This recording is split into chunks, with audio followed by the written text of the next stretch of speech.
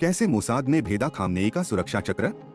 Traffic कैमरों से लेकर मोबाइल ऐप तक पूरी साजिश का पर्दाफाश। नमस्कार, मैं हूं इंद्रजीत और आप देख रहे हैं बुक्स न्यूज।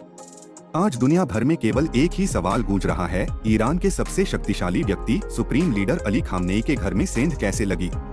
क्या यह केवल एक हवाई हमला था या इसके पीछे वर्षों की वो प्लानिंग थी जिसे दुनिया की सबसे खतरनाक खुफिया एजेंसी मोसाद और अमेरिका की CIA ने मिलकर अंजाम दिया?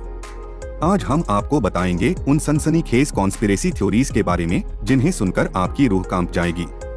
बॉडी, वॉइस ओवर और फुटेज। ईरान की राजधानी तेहरान, जहां खामनेई की सुरक्षा में 10 से 12 हजार जांबाज सैनिक तैनात रहते थे, जिन्हें वलीए अम्र फोर्स कहा जाता था। ये सैनिक सीधे IRGC की कमान में थे। इतनी अभेद्य सुरक्षा के बावजूद इजरायल ने खामनेई को उनके अपने ही घर में उनके परिवार के साथ निशाना बनाया। लेकिन सवाल यह है कि इजरायल को उनकी सटीक लोकेशन का पता कैसे चला? एक, ट्रैफिक कैमरों का जाल और यूनिट 8200 पहली और सबसे बड़ी थ्योरी निकल कर आ रही है, ट्रैफिक कैमरों की हैकिंग। आपको याद होगा कि 2023 में महसा अमीनी की मौत के बाद ईरान में हिजाब विरोधी प्रदर्शन हुए थे। उन प्रदर्शनों को दबाने के लिए ईरान सरकार ने पूरे तेहरान में फेस रिकॉग्निशन, चेहरा पहचानने वाले कैमरे लगाए थे। ईरान का मकसद महिलाओं को ट्रैक करना था, लेकिन इजरायल की साइबर यूनिट 8200 फीट ने इन कैमरों को ही अपना हथियार बना लिया। इजरायल ने इन कैमरों के जरिए ईरानी नेताओं के पैटर्न ऑफ लाइफ को समझा, कौन कब घर से निकलता है, किस गाड़ी में बैठता है और किस रास्ते से जाता है। 2, प्रार्थना ऐप बदे साबा की है कि ईरान में धर्म और तकनीक का एक अनोखा मेल है। वहाँ लगभग 50 लाख लोग बदे साबा नामक मोबाइल ऐप का इस्तेमाल नमाज और धार्मिक सूचनाओं के लिए करते हैं।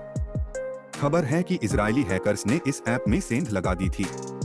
जिस समय अमेरिका और इजरायल के हमले शुरू हुए, ईरान के लाखों लोगों के मोबाइल पर एक ही मैसेज फ्लैश हुआ, मदद आ चुकी है। दावा किया जा रहा है कि इसी ऐप के जरिए शीर्ष नेताओं की लोकेशन ट्रैक की गई। 3, अपनों में ही छिपा था दुश्मन। इस्माइल का पर शक। किसी भी बड़ी साजिश में जब तक घर का भेदी शामिल न हो, सफलता मिलना मुश्किल होता है। इस समय ईरान की गलियों में एक नाम गूंज रहा है, इस्माइल कानी। ये कुद्स फोर्स के चीफ हैं।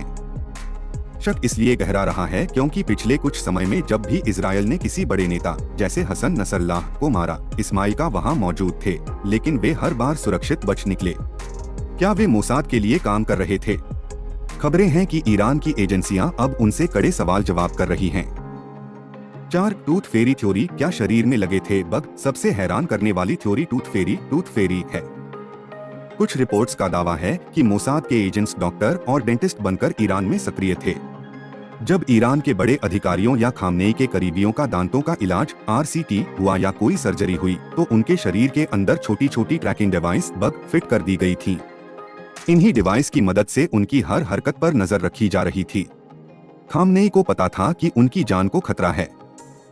उन्होंने 2022 में ही अपने उत्तराधिकारियों की एक सूची तैयार कर ली थी ताकि उनके बाद नेतृत्व का संकट न हो। वे बंकरों में छिपने के बजाय खुलेआम जनता के बीच रहते थे, जो उनके साहस या शायद शहादत की चाहत को दर्शाता था।